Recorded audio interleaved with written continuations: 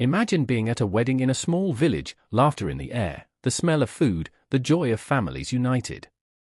And then, the wine runs out. Embarrassing, right? But then a guest, calm, confident, steps forward. He's not the groom. Not a wine expert. But he gives a strange instruction: fill those jars with water. And moments later, it's no longer water. It's wine. But here's the twist that has puzzled believers and critics for centuries. Was it real, intoxicating wine? Or just grape juice? Was Jesus endorsing alcohol? Or was it something else entirely? Let's break down the full story, step by step, and find out what really happened at the wedding in Cana. Subscribe and stay with me to the end. This will challenge what you thought you knew.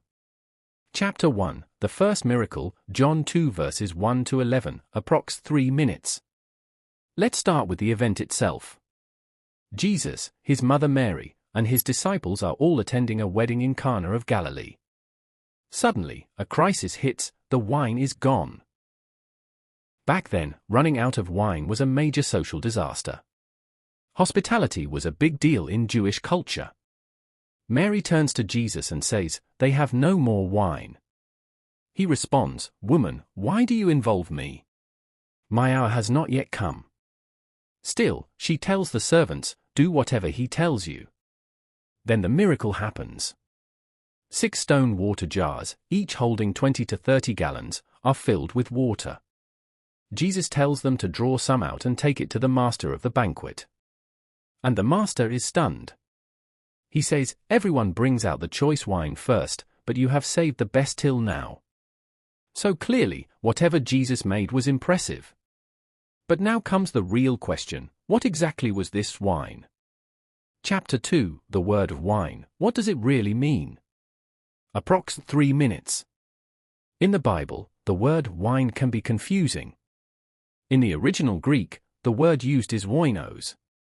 Here's the thing: oinos doesn't always mean fermented wine like today. It could mean grape juice or fermented wine, depending on context. Some Christian scholars argue that Jesus would never make an intoxicating drink, especially considering verses warning about drunkenness. Others say, well, the master of the banquet said it was the best wine, which must mean it had some alcohol, right? Let's dig deeper. In ancient times, wine was sometimes diluted with water to make it less intoxicating.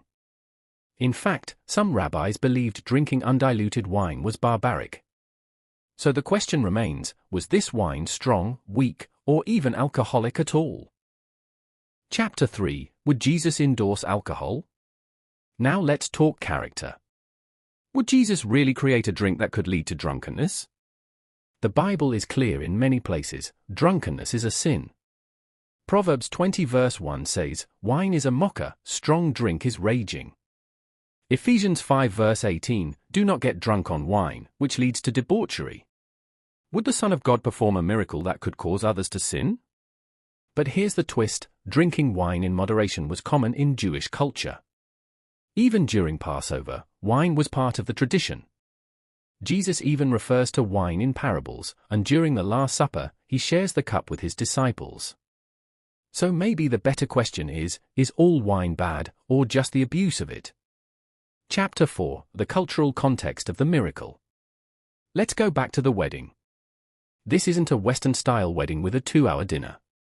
Jewish weddings could last up to a week. Providing enough wine for days was a huge task. It symbolized joy, blessing, and celebration. Running out of wine wasn't just an inconvenience, it was a public embarrassment. Jesus steps in, not just to save the party, but to reveal something deeper: he is the source of true joy. And whether the wine was fermented or not, the miracle showed his divine authority over nature. Still, if we insist the wine was alcoholic, we need to ask, would Jesus make 120 to 180 gallons of something that could get people drunk? Or was it a pure, sweet, fresh juice that amazed the master of the banquet with its richness? Chapter 5, Early Church Views and Historical Evidence. What did early Christians believe? Some early church leaders like Clement of Alexandria encouraged moderation and even leaned toward abstaining from alcohol. Others, like Tertullian, noted wine was used symbolically but didn't always imply fermentation. Interestingly, pasteurization didn't exist back then, so grape juice had to ferment quickly.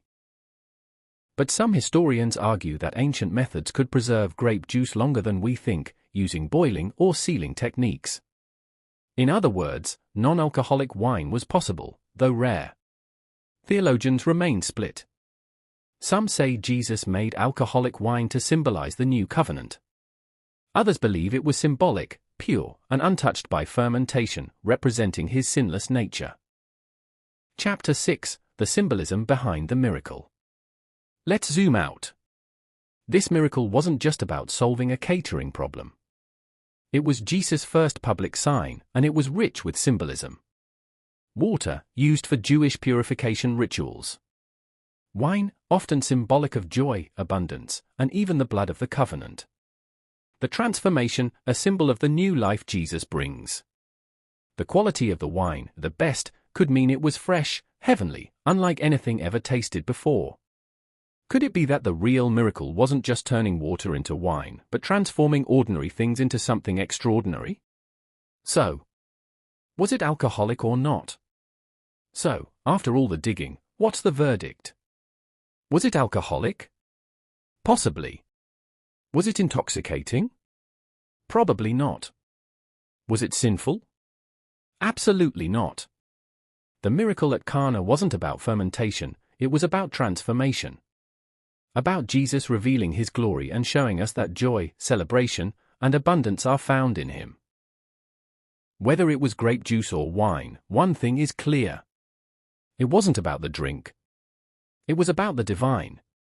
So next time you read John chapter 2, remember, Jesus doesn't just fill empty jars. He fills empty hearts.